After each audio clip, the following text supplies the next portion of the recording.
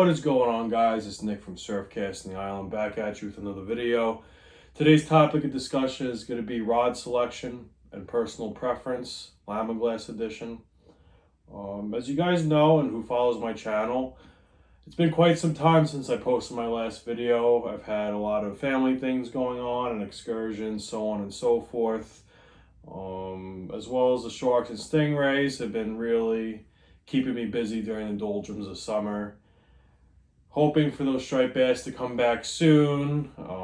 Like I said, what's a better video to make now about, surf casting, rod selection, so on and so forth, coming up into the fall of 2022. It's right around the corner, just a month away. But yeah, let's get right into the order of business. Okay, so first things first, I'd just like to say I'm lucky enough to have the opportunity to fish a myriad of different rod companies and different models within that rod company. But my rod selection and preference, regardless if it's Lamiglas or Daiwa, Shimano, Penn, it's pretty much dominated by three factors. The durability of that rod, which also kind of dovetails, it shares the concept of the warranty on the rod, so that's one. The price point would be a second one. How much you're willing to spend, how invested are you into this sport? Last but not least, what are you going to be using that rod for?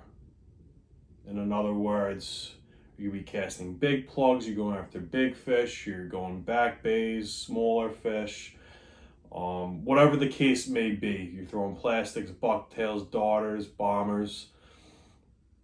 Those are the three main factors that I take into consideration when selecting a rod. So the first two I'm going to talk about are ones that I am fairly familiar with. That being the Lamiglas GSB as well as the Lamiglas Carbon Surf. The last rod farthest from me is a rod that I'm fairly new to, but I've had some handling and a tad of experience with, which would be the Lamiglas Super Surf 2G.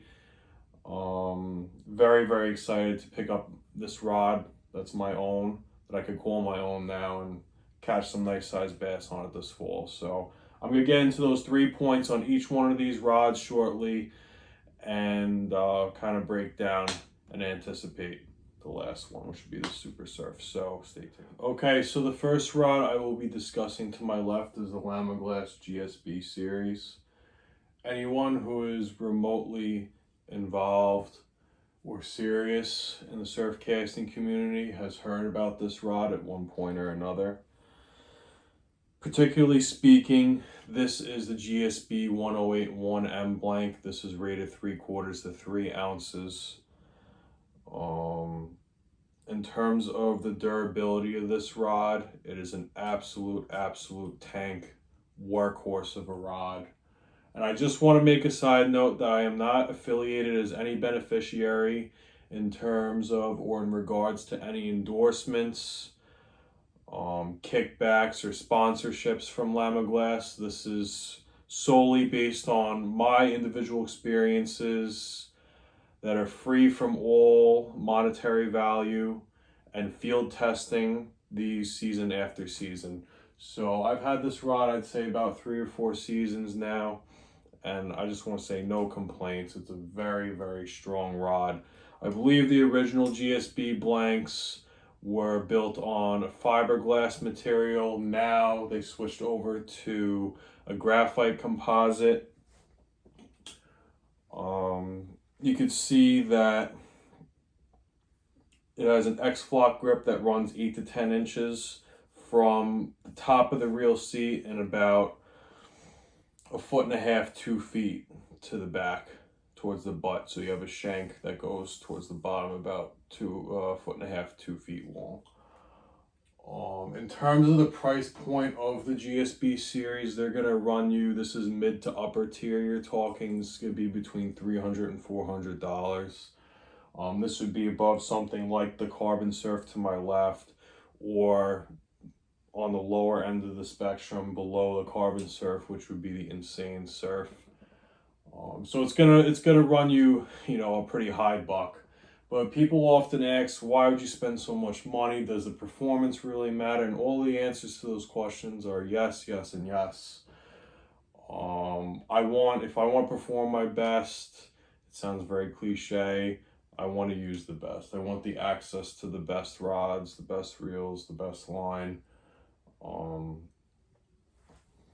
Again, it sounds very cliche, but when money gives you the access, and fortunate enough, like I said, to field test all these rods, whether it be Penn, Shimano, Daiwa, it's only fair to say that. There's no other two ways of me saying it.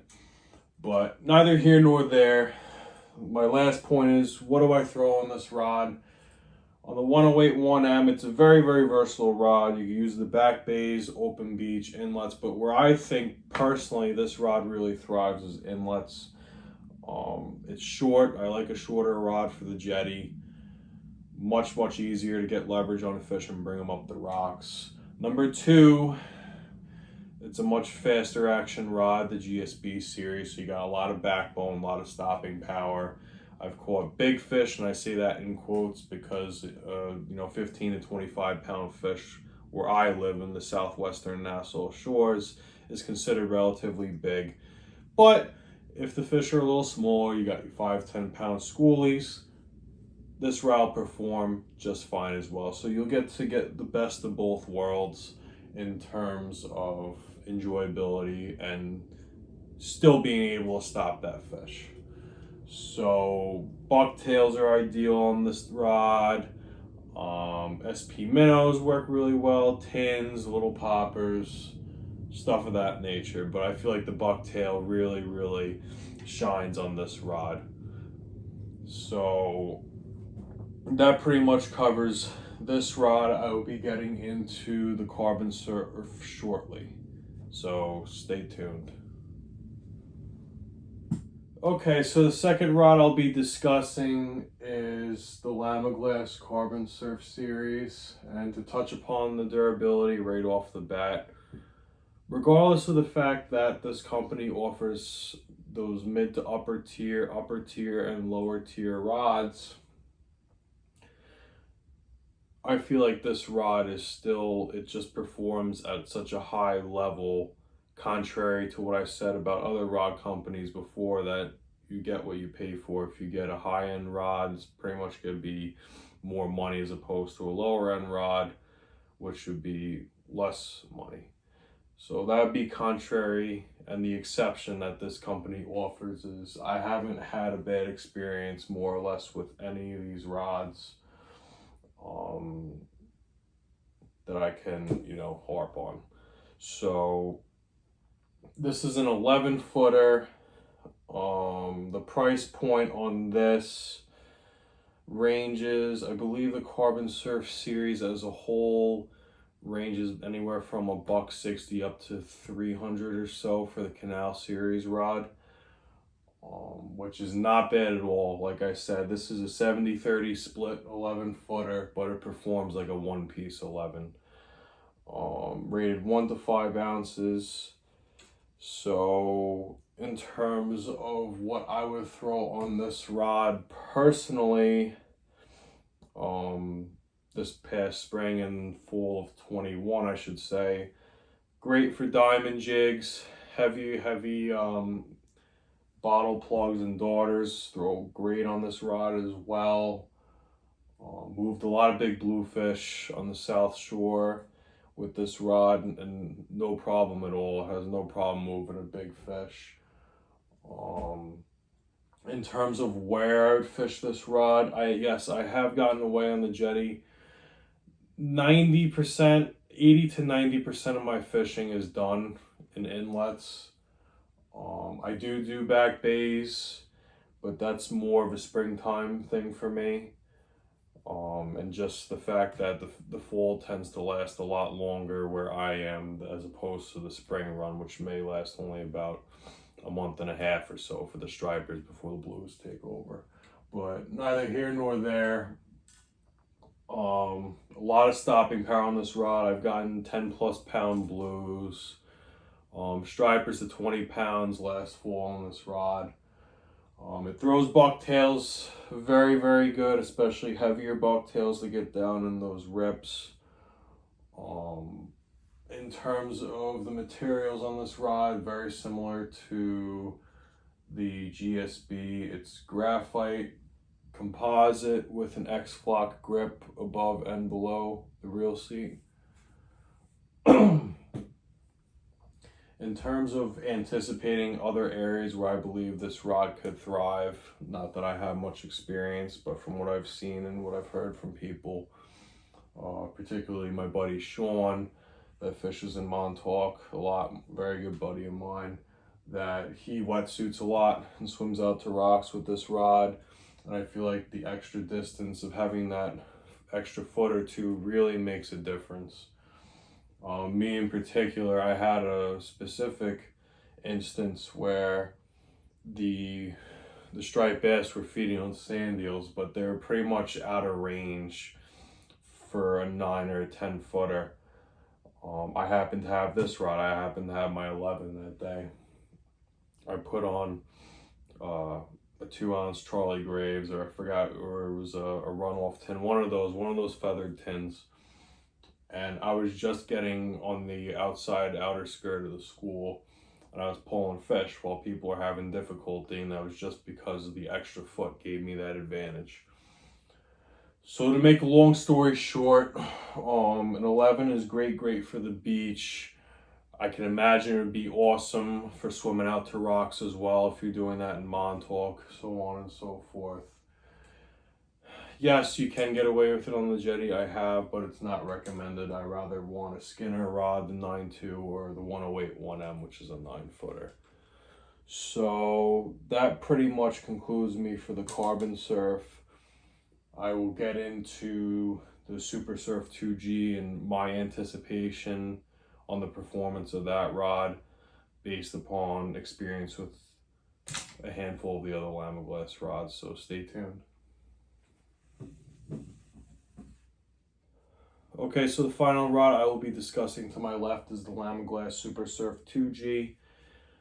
This is going to be the highest end rod I will be discussing out of the three I've talked about already. In terms of the durability, I haven't really gotten a chance to use one myself because I haven't had one up until recently, which I purchased not too long ago, but I had the chance to use one of my buddies and a rod very similar to that, which would be the Lamiglas GSB rated 2 to 5, which this one's rated 2 to 5 as well. In terms of the price point, like I said, this is going to be a higher tier rod. This is going to dip just below the night shift. So this rod's going to run you anywhere between $400 and $500, where the night shift would run you between $600 and $700. So it's pretty hefty. In terms of the materials, very similar to the other two rods. In terms of the K-frame guide concept, the difference is that the rod's actually a sheen blue color as opposed to the black as overall on the other two rods. In addition, pretty much the same length for the foregrip above and below the reel seat, that being the butt and where your arm goes above the root of the reel seat. That's considered pretty much a flat grip as opposed to an X-Flock. The flat grip is on my ODM Genesis rod as well. So the flat grips and the X-Flocks are pretty much my go-to. People like Paco grip, other people like Cork, but I just keep it simple with the stock and what they have to offer in the store. Not that there's anything wrong with that or right with that. That's just my preference and how I've been fishing for many of years now. So I did a little bit of homework on this rod, and I went on striper forums. I heard people saying that yes, it's rated a 2 to 5, similar to that of the GSB 2 to 5, but it has a little bit more of a tip. That being, it feels a little more moderate, in my opinion. Very, very similar in terms of the feel just holding this when I compare it to my Skinner 9'2". It has a little bit of that give, so I kind of accomplished something in the sense that, yes, I wanted a rod to fit in between that 9 foot and 11-foot niche, but I also wanted a rod that had a little bit of give to it. So versatility is very, very big for me. Like I said, with my GSB being a very versatile rod, the Carbon Surf, in my opinion, now that I have this 10, is going to be a little bit more of a one-dimensional rod. Now that I have the 10 and 9 working, going to be pretty much my main rods of choice this spring and fall.